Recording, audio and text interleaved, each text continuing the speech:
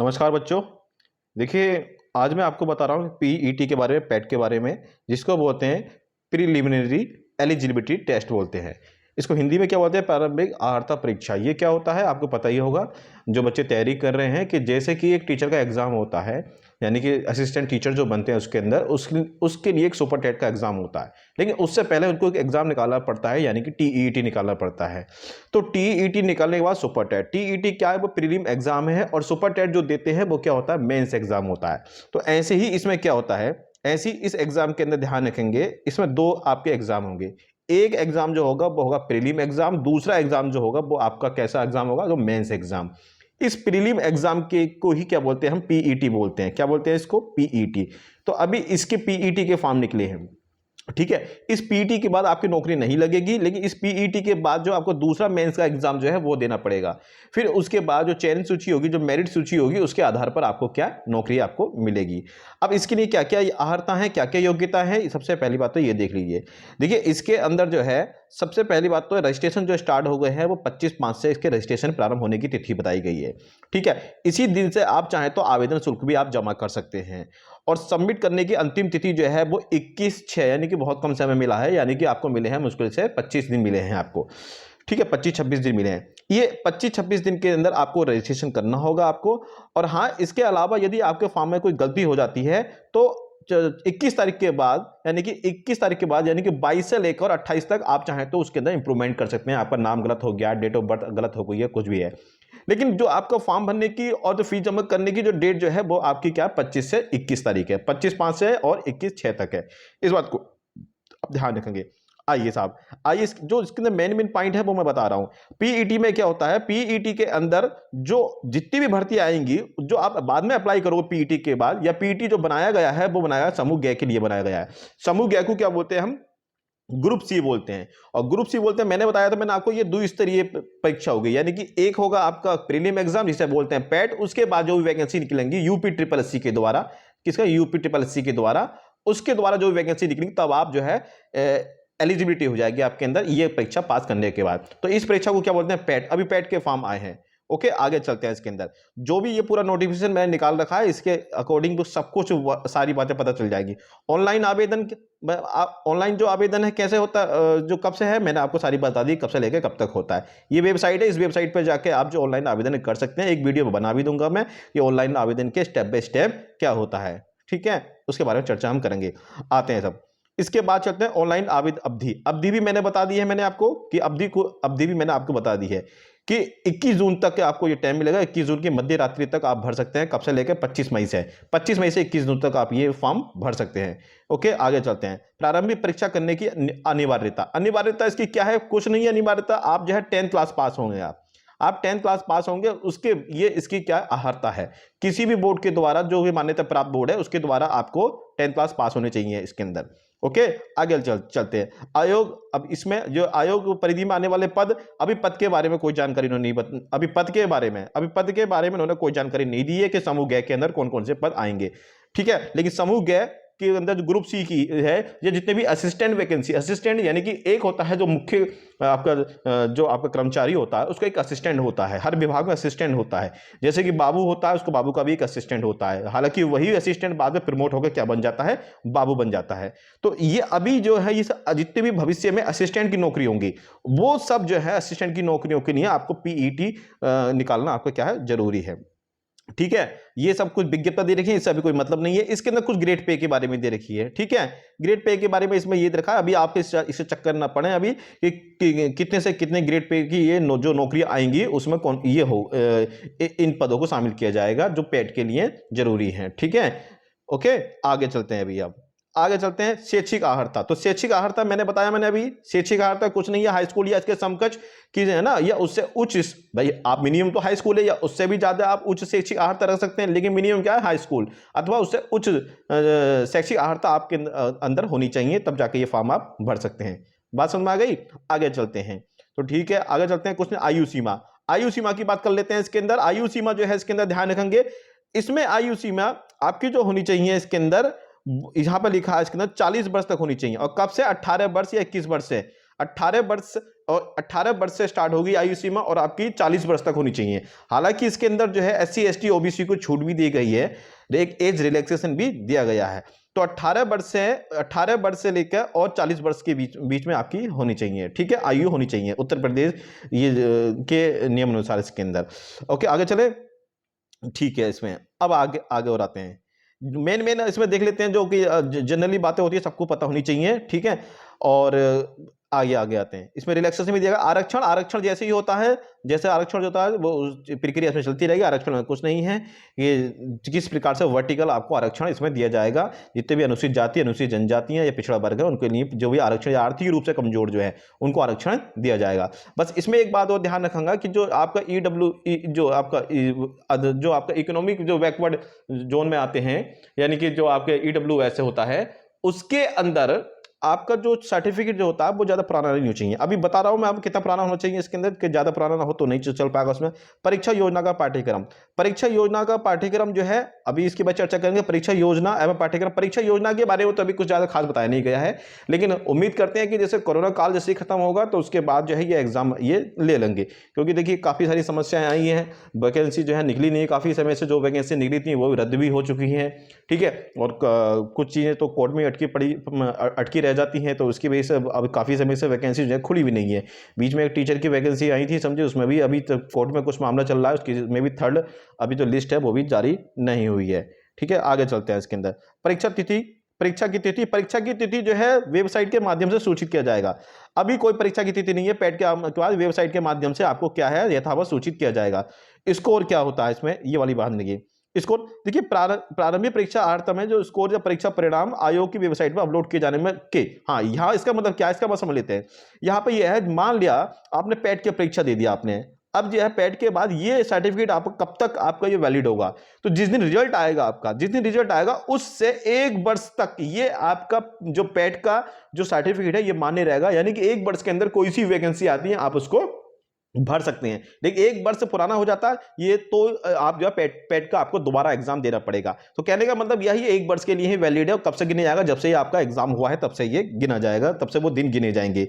Okay, बात समझ में आ गई। चलिए आगे चलिए, आवेदन कैसे करें इसका मैं एक अलग वीडियो बनाऊंगा। इसके अंदर ध्यान है कि रजिस्ट्रेशन और फोटो भी इसके ज्यादा पुरानी होनी चाहिए, 6 महीने फोटो होना चाहिए, 6 महीने से ज्यादा पुराना फोटो नहीं होना चाहिए इसके अंदर, ठीक है। ये साहब, अब रजिस्ट्रेशन के बारे में ये पूरा मैं एक अलग वीडियो बनाऊंगा कि ऑनलाइन जो है कैसे फॉर्म भरेंगे। फोटो व हस्ताक्षर, फोटो ज्यादा पुरानी चाहिए, इसमें लिखा है इसके अंदर।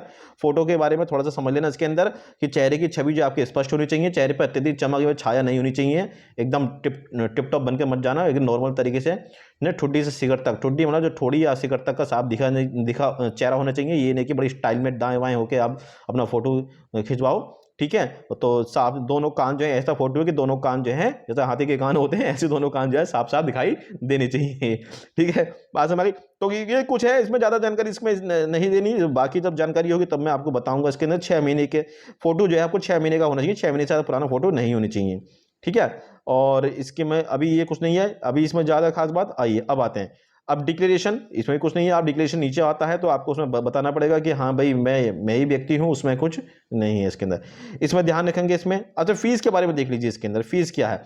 इसके अंदर जो है फीस ध्यान रखेंगे, इसके अंदर फीस जो है जो अनारक्षित सामान्य वर्ग है उनकी कितनी फीस है, 150 फीस है, इसमें 150 रुपए है। और जो पिछड़ा वर्ग जो होता है आपको पता ही होगा, पिछड़ा वर्ग भी उतनी फीस होती है, समझिए ज्यादा अंतर होता नहीं, यूपी के अंदर दोनों की होती है।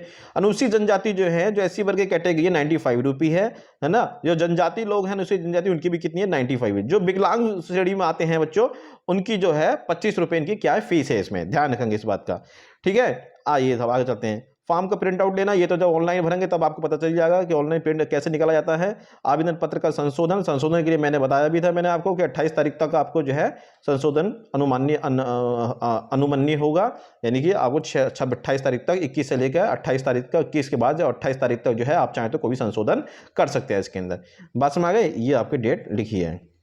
अच्छा, अभ्यर्थियों के महत्वपूर्ण अनुदेश ये पढ़ लेना, इसमें कुछ भी कोई ज्यादा खास बात नहीं है इसके अंदर। स्वतंत्रता सेनानियों के बारे में इसमें दे रखा है ना। अभी इसमें जो सारी बातें नॉर्मल बातें इसके अंदर। आइए नीचे चलते हैं और, है ना। तो हाई स्कूल की आपकी बस इसमें अर्हता मांगी है इसके अंदर, ज्यादा इसमें नहीं मांगी। सिलेबस देख लेते हैं, विज्ञापन संख्या, हाँ सिलेबस देख लीजिए, सिलेबस बहुत जरूरी है इसके अंदर।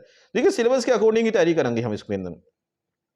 अब इसमें सिलेबस जो है ध्यान रखिए, इसमें बहुत बड़ा सिलेबस है और छोटा छोटा, मतलब सिलेबस तो बड़ा है, लेकिन क्या है उसके अंदर आपको कि बहुत 5 नंबर का, 5 नंबर में सिंधु घाटी की सभ्यता, ये आगे प्राचीन भारत हो गया, वैदिक संस्कृति ये प्राचीन भारत हो गया, बौद्ध धर्म, जैन धर्म, मौर्य वंश, गुप्त वंश, हर्षवर्धन, राजपूत वंश, अरे सब तो एंशिएंट हो गया, 5 नंबर का आएगा। ठीक है, तो इसके बारे में हम पढ़ाएंगे आपको इसके बारे में। ओके, और भी देख लीजिए, मुगल काल भी इसमें कुछ दे रखा है। मुगल काल के बारे में क्या दे रखा है इसके अंदर, जैसे सल्तनत काल है, मुगल काल है, मराठा है, ब्रिटिश राज्य का जो आए थे यहाँ पे, प्रथम स्वतंत्रता संग्राम, जैसे 1857 की क्रांति जो थी, है ना, और भारत राज्य का सामाजिक आर्थिक प्रभाव, यानी कि भारत के परिवेश पर जब अंग्रेज आए थे तो क्या प्रभाव पड़ा, ये सारे क्वेश्चन ही आएंगे। ये आपका दूसरा जो ये आपका है, ये भी 5 नंबर का आएगा इसके अंदर, ध्यान रखें। ये दूसरा यानी कि ऊपर जो बताया था वो 5 नंबर का, जिसमें आधुनिक भारत भी है, वो सॉरी जिसमें मध्यकालीन भारत भी है, प्राचीन भारत भी है, वो 5 नंबर का आएगा आपका। ठीक है, अब यहां पे आता है क्या, भारतीय, इसको बोलते हैं क्या, मॉडर्न इंडिया। ठीक है, मॉडर्न इंडिया का कौन कौन सा, महात्मा गांधी हो गया, स्वतंत्रता आंदोलन के प्रारंभिक जो वर्ष हैं वो, यानी कांग्रेस की स्थापना वगैरह वगैरह जो भी है इसके अंदर सब पढ़ाएंगे आपको। क्रांतिकारी आंदोलन, यानी कि क्रांतिकारी आंदोलन कौन से हुए, भगत सिंह, सुखदेव, अशफाक उल्लाह, इनके संबंध में। ठीक है, और जैसे उग्र राष्ट्रवाद जो होते हैं, उग्र राष्ट्रवाद क्या था हमारा, जैसे कि एक था उदारवादी नेता थे, कुछ धर्मपंथी नेता थे, वो संबंधित क्वेश्चन, विधायी संशोधन, यानी कि जो ब्रिटिश ईस्ट इंडिया कंपनी ने कुछ संशोधन किए थे, अधिनियम बन गए थे 1935 का, बहुत इंपॉर्टेंट है ये, इसमें आएगा। सिलेबस में साफ साफ दे रखा, भारत छोड़ो आंदोलन, आजाद हिंद फौज, सुभाष चंद्र बोस, ऐसे ऐसे क्वेश्चन दे रखे हैं। ये कितने आएंगे बच्चों, ये 5 नंबर के क्वेश्चन ये आपके आएंगे। भूगोल के अंदर आप देख रहे हैं, भूगोल के अंदर भी क्या दे रखा है ना, ये सारा सिलेबस है, नदियां, नदियों के घाटी, भू संसाधन, पवन, है ना, पर्वत पहाड़, हिमनद, मरुस्थल, शुष्क, ये सारी चीजें है ना। टाइम जोन क्या होता है, टाइम कैसे निकालते हैं, जलवायु, है ना, जलवायु संबंधित जो होता है, राजनीतिक और जलवायु संबंधी टाइम जोन, जनसंख्या संबंधी परिवर्तन या जनसंख्या के परिवर्तन के प्रभाव, ये सारी चीजें आपके आएंगे सिलेबस में। तो ये मैं आपको बताऊं, ये 5 नंबर का आएगा। भारतीय अर्थव्यवस्था के अंदर देखिए, भारतीय अर्थव्यवस्था जो पढ़ाएंगे इसके अंदर क्वेश्चन, योजना आयोग क्या होता है, पंचवर्षीय योजना आयोग, हालांकि अब तो नीति आयोग में चेंज हो गया है। मिश्रित अर्थव्यवस्था क्या होती है ना, कुछ वर्ड होते हैं, समाजवाद प्रधान मिश्रित अर्थव्यवस्था, बाजारवाद प्रधान मिश्रित अर्थव्यवस्था, वो सारी आपको बताएंगे। हरित क्रांति, है ना, और जो दुग्ध विकास ऑपरेशनल फ्लड क्या होता है, जो वर्गीस कुरियन आपको याद ही होगा। ठीक है ना, और जैसे कि बैंकों का राष्ट्रीयकरण क्यों किया गया था, क्या जरूरत थी, इंदिरा गांधी ने किया था। कृषि सुधार है, ढांचा का सुधार है, धर्म सुधार है, ये सारे इसमें इंडियन इकोनॉमी में ये कितने नंबर के आएंगे, ये भी 5 नंबर के आएंगे आपके, है ना। आर्थिक सुधार, जीएसटी अभी नई नई है, आर्थिक सुधार क्या क्या चल रहा है, जीएसटी क्या है, करंट से भी इसमें मिल जाएंगे क्वेश्चन आपको। ठीक है, यहां से अब आता है क्या बच्चों, आपका ये भारतीय संविधान। भारतीय संविधान में क्या होता है कि भारतीय संविधान की प्रमुख विशेषता क्या है, लचीला है, अपना कठोर है, या किस तरह की, अपना बड़ा है, अपना संविधान छोटा है, किस प्रकार से विशेषता इसकी क्या है, नीति निर्देशक तत्व ईजी है, आसान है, मौलिक अधिकार है, संघीय व्यवस्था है, संघीय प्राणी केंद्र, ये सारी चीजें आपको हम पढ़ाएंगे, इसके बारे में हम चर्चा करेंगे। ठीक है, ये आपका सिलेबस हो गया किसका, पॉलिटिकल, ये 5 नंबर का आएगा। सामान्य विज्ञान, ठीक है, सामान्य विज्ञान, इन्होंने क्या है, सिलेबस को डिफाइन नहीं करा यहाँ पे, भौतिक विज्ञान, रसायन विज्ञान, जीव विज्ञान ऐसे दे दिया। अरे इसके अंदर तो बहुत कुछ है, इन्होंने खोल के नहीं बताया। इसका मतलब यह है कि इसके में हम कह नहीं सकते यहाँ से क्वेश्चन कहाँ से आएंगे, लेकिन हाँ, ज्यादा बड़ा एग्जाम नहीं होगा, छोटा एग्जाम होगा, क्योंकि पीटी का एग्जाम है ये। इसके बाद जो आपका मेंस होगा, जो किसी यूपी ट्रिपल एससी की नहीं होगा, उसका लेवल अच्छा होगा, लेकिन फिर भी यहाँ पे हमें छोटी छोटी बातें पढ़नी है हमें। बात समझ में आ गई। ऐसी प्रारंभिक अंकगणित, ये देखिए पूरा ये अंकगणित है, एलिमेंट्री अर्थमेटिक है, इसके अंदर पूर्ण संख्या क्या होती है। ठीक है, तो यहाँ पे सारी चीज देखिए, दशमलव प्रणाली, प्रतिशतता, संख्या की, ये वर्गमूल, वर्ग, घातांक, घात, औसत, ये सारी चीजें हैं। सामान्य हिंदी वो तो पता ही है, क्योंकि यूपी का एग्जाम है तो छोड़ेगा तो आपसे है नहीं ये। ठीक है, तो यूपी का एग्जाम है तो क्या संधि पूछेगा, ब्लोम शब्द, पर्यायवाची, वाक्यांशों का लिए एक शब्द और लिंग, ये सारी चीज तो पूछेगा, क्योंकि आप बड़ा एग्जाम है। ये मुहावरे, लोकोक्तियां, सामान्य सूक्तियां, है ना, लेखक रचनाएं, गद और पद दोनों, लेखक की रचनाएं, यानी कि जो गद और पद जो रचनाएं होती हैं, बहुत क्वेश्चन आते हैं यहाँ से, आजकल तो बड़े क्वेश्चन आ रहे हैं, मैं देखा हूँ हर एग्जाम में क्वेश्चन आते हैं। ठीक है, अंग्रेजी भी देखिए 5 नंबर की, सब 5-5 नंबर की दे रखी है। अंग्रेजी में क्या क्या दे रखा है इन्होंने, अंग्रेजी व्याकरण, लो जी साहब, पूरा व्याकरण दे दिया इन्होंने कुछ नहीं छोड़ा। यानी कि व्याकरण में क्या आएगा आपका, पार्ट ऑफ स्पीच भी आएगा आपका, और आपका टेंस पेंस, जो एक्टिव पैसिव नरेशन, ये सब आएगा इसके, डायरेक्ट इनडायरेक्ट सब आएगा इसके अंदर। 5 नंबर का, कितने नंबर का, 5 नंबर का। तर्क, यानी कि रीजनिंग जो है, तर्क शक्ति है। ठीक है, इन सब के बारे में, कोडिंग, डिकोडिंग, रिलेशन, ठीक है, और जितने भी कैलेंडर, घड़ी, कारण प्रभाव, कोडिंग, डिकोडिंग, ये सब चीजें इसके अंदर आएंगी, इसके बारे में हम क्या चर्चा करेंगे इसके में। समझे, समसामयिकी ये भी, ये अब यहां से 10 नंबर शुरू होता है। समसामयिकी यानी कि क्या, करंट अफेयर। ये करंट अफेयर इन्होंने 10 नंबर के दे रखा है, अभी तक जितने भी थे वो 5-5 नंबर के चल रहे थे आपके। करंट अफेयर जो है इसके अंदर जो भारतीय एवं वैश्विक यानी कि भारत इंडियन लेवल पर और इंटरनेशनल लेवल पर यानी ग्लोबल लेवल पर 10 नंबर के क्वेश्चन आएंगे। और यही सर अगर आप ये पढ़ोगे तो आपको कहीं ना कहीं इसकी हेल्प कहां मिलेगी, इसमें अभी नीचे भी बताऊंगा। एक स्टैटिक्स वाले क्वेश्चन है इसके अंदर, समझे, स्टैटिक्स वाले क्वेश्चन है यानी कि सामान्य जानकारी वाले क्वेश्चन, उनकी भी इसमें क्या है जानकारी मिल जाएगी इसमें। तो जो करंट को पढ़ोगे तो ऐसा पढ़ना कि बढ़िया करके सामान्य जागरूकता यानी कि जनरल अवेयरनेस, ये जनरल अवेयरनेस इसके अंदर, ठीक है। इसके बारे में करंट अफेयर अलग है, जनरल अवेयरनेस अलग है, ठीक है। अब ये जनरल अवेयरनेस क्या, हमें भारत के पड़ोसी देश के बारे में जानकारी लेनी है, ठीक है। जितने पड़ोसी देश हैं हमारे भारत के, पाकिस्तान हो गया, अफगानिस्तान हो गया, और आपको बांग्लादेश हो गया, भूटान हो गया, चीन हो गया, इन सब की जानकारी, देश और राजधानी मुद्राएं, ये तो सब 1 लाइन क्वेश्चन होते हैं बच्चों, ये है ना। तो इनके बारे में भी ये तो बहुत आसान होते हैं, बस इसमें यह समय दिया जाता है। भारत के राज्य व केंद्र शासित प्रदेश जो भी है इस समय, उनके बारे में, संसद, राज्यसभा, लोकसभा, देखो ये कहीं ना कहीं पोर्शन कहाँ भी है, या आपको इंडियन पॉलिटी में भी था 5 नंबर, और यहाँ पे 10 नंबर में भी दे रहा है ये, ठीक है। राष्ट्रीय व अंतर्राष्ट्रीय दिवस ये आपका पड़ेगा, ध्यान रखिए, ये वाला जो है इंडियन पॉलिटी का है। इसके अंदर विश्व संगठन क्या है मुख्यालय, यूएनओ क्या है मुख्यालय, कहां पर है, यूनेस्को क्या है, ठीक है। ऐसे क्वेश्चन इसमें आएंगे। भारतीय पर्यटन स्थल, इसके बारे में आपको पढ़ना पड़ेगा, ठीक है। लो, भारतीय पर्यटन स्थल, अरे 1 मिनट बच्चों, 1 मिनट, समझिए। ऐसे भारत की कला संस्कृति, भारत की कला और संस्कृति के बारे में, भारत के विश्व के खेल से संबंधित, भारत एवं विश्व के खेल कहाँ कौन जीता, कौन हारा, कौन कैप्टन है, अगर भारतीय अनुसंधान संगठन यानी इसरो क्या है, प्रमुख चावल अनुसंधान केंद्र क्या है, ऐसे ऐसे क्वेश्चन बनेंगे, इजी क्वेश्चन बनेंगे इसके अंदर। पुरस्कार एवं विजेता, कौन सा पुरस्कार मिला है, कौन सा पुरस्कार किस लिए दिया जाता है, विजेता कौन है, जलवायु परिवर्तन संबंधी, ये सब आसान क्वेश्चन होते हैं बच्चों, डरना मत ना बिल्कुल भी, ठीक है। ये कितने नंबर के आएंगे बच्चों, ये 10 नंबर के क्वेश्चन आएंगे, देख लेना 10 नंबर के, ये 10 नंबर के ये आएंगे, 10 नंबर की आपकी करंट अफेयर आएगी, ये 2 पोर्शन 10-10 नंबर के, वरना ऊपर तो हिस्ट्री, अंग्रेजी, व्याकरण, क्या क्या वो सब 5-5 नंबर के, ये बड़े क्वेश्चन है। अब गणित, हिंदी गद्यांश की विवेचना विश्लेषण, ठीक है, ये आपका 10 नंबर आएगा। अब गणित गद्यांश यानी कि इसका मतलब क्या होता है, इसका मतलब समझता हूं बच्चों, इसका मतलब ये होता है यहां पर आपको कोई पैराग्राफ दे दिया जाएगा अपठित, यानी कि जिसको आप बोलते थे हाई स्कूल इंटर में अनसीन पैसेज, उससे संबंधित क्वेश्चन है। उससे संबंधित क्या क्वेश्चन दे दिए जाएंगे, 2 पूछे जाएंगे, प्रत्येक 5 प्रश्न पूछेंगे, 2 पूछे जाएंगे, और दोनों में 5-5 क्वेश्चन होंगे बच्चों, ठीक है। 5-5 क्वेश्चन होंगे दोनों में, और जो है आपको उसका आंसर दिया है, नीचे उसके आंसर होंगे वो, है ना। तो ये अनसीन आजकल आने लगे हैं, ये एग्जाम, हर एग्जाम में आते हैं, ये इसको बोलते हैं अनसीन, बोलते थे हाई स्कूल इंटर में।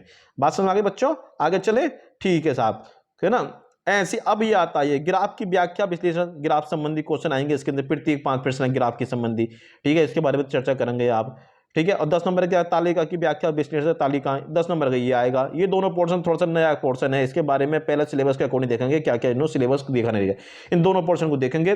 तालिका संबंधी जो है, ग्राफ संबंधी कैसे कैसे क्वेश्चन बनते हैं, इसमें 2 क्वेश्चन पूछेंगे, इसमें 2 क्वेश्चन पूछे जाएंगे, है ना। 2 क्वेश्चन यानी कि 1 क्वेश्चन 5 क्वेश्चन, 1 क्वेश्चन दूसरा जो है 5 क्वेश्चन, ऐसे ही यहाँ पे 2 क्वेश्चन होंगे और सबके 5-5 उसके क्वेश्चन बनाए होंगे इन्होंने। बात समझ आ गई बच्चों, आगे चलते हैं इसके अंदर। ये आपका क्या है वो है। तो कुल मिला के मोटी मोटी बात बच्चों, घबराने की कोई बात नहीं है, सबसे मिला के कहने का मतलब यह है कि आप 10वीं क्लास पास हो, कौन सी क्लास, 10वीं क्लास पास हो, पेट का फॉर्म भरो, ये आपका कहलाएगा प्रीलिम एग्जाम। उसके बाद यूपीटी+सी के समूह की जो भी भर्ती आएगी वो कहलाएगा आपका मेंस एग्जाम, ठीक है। वो आपको मेन जो असिस्टेंट की भर्ती आएंगी जो भी, वो आपका मेंस एग्जाम आएगा, तो ठीक है। अच्छा, एक बात और ध्यान रखनी है कि प्रत्येक क्वेश्चन जो है इसके अंदर वो आपका 1 नंबर होगा, आपका 1 नंबर का होगा। निगेटिव मार्किंग है इसके अंदर, ध्यान रखेंगे, निगेटिव मार्किंग यानी कि एक क्वेश्चन गलत करोगे आप तो 0.25 नंबर आपके काट लिए जाएंगे, 0.25 नंबर आपके काट लिए जाएंगे। जब कोई भर्ती आएगी उस भर्ती के अकॉर्डिंग एक मेरिट बना जाएगी पैट की, कि भैया पैट के इतने बच्चे जो है वो यहाँ इस एग्जाम में इतने नंबर तक के बच्चे इस एग्जाम को दे सकते हैं। तो ये क्वालिफाइंग एग्जाम नहीं है पैट, एक बात ध्यान रखना। जब मेंस के यानी कि जब यूपी+सी के थ्रू कोई वैकेंसी आएगी तब वो अपने हिसाब से मेरिट निकालेंगे कि भैया पैट में इतने मेरिट तक के बच्चे हमारे ये वाला फॉर्म भर सकते हैं। बात समझ में आ रही है आपको? तो इसने पेट की तैयारी अच्छी करनी है और पहले निगेटिव मार्किंग इसके अंदर कोई क्वालिफाइंग नहीं है कि सोचो कि 33% क्वालिफाइंग हो गया जैसे कि टेट में होता है, है ना 90% या 82 19 क्वेश्चन या 82 क्वेश्चन ठीक कर आओ तो वो आप क्वालिफाई होंगे। नहीं, यहाँ क्वालिफाइंग नहीं है। यहाँ पे यूपीटीएससी का फॉर्म आएंगे तो आपको पेट की मेरिट के आधार पर बच्चे बुलाए जाएंगे मेन से एग्जाम देने के लिए। बात समझ में आ गई आपके? तो ठीक है बच्चों, अच्छे से तैयारी करो जितना पॉसिबल होगा। इसके अंदर कुछ पोर्शन, बहुत सारे पोर्शन तो हम कराएंगे उसमें, है ना, सिलेबस के अकॉर्डिंग कराएंगे सब कुछ। ठीक है बच्चों, मेहनत करो और अगला जो है वीडियो हम बनाएंगे ऑनलाइन फॉर्म जो है कैसे भरते हैं। ऐसे ऐसे अगर आप सपोर्ट करोगे तो थोड़ा सा हम आगे भी जितनी वैकेंसी होते हैं उसके बारे में भी हम बताएंगे बच्चों। ठीक है बच्चों, जय हिंद, नमस्कार। ठीक है।